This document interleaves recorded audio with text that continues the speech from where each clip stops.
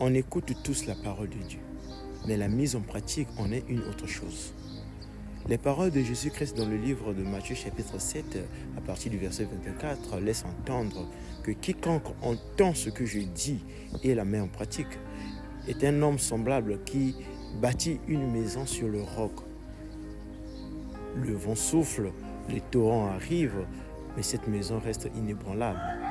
Le contraire de celui qui entend, mais qui ne met pas la parole de Dieu en pratique, est semblable à un homme qui a bâti sa maison sur le sable. Le torrent est arrivé, le vent a soufflé et la ruine de cette maison a été grande.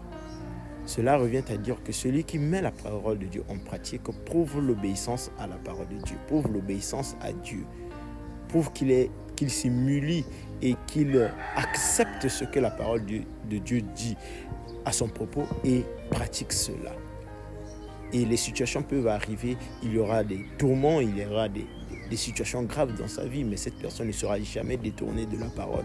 Il continuera toujours à marcher dans cette marche. Raison pour laquelle aujourd'hui, il y a tellement de personnes, quand il y a un sujet quelconque, une situation quelconque arrive dans leur vie, ils se détournent de Dieu. Pourquoi? Parce qu'il n'y avait pas la mise en pratique de la parole. Alors que quand la parole est pratiquée, quand la parole est respectée dans ta vie, bien-aimé, tu seras toujours focalisé dans la parole de Dieu. Alors, ne nous contentons pas seulement d'écouter la parole de Dieu, mais pratiquons-la.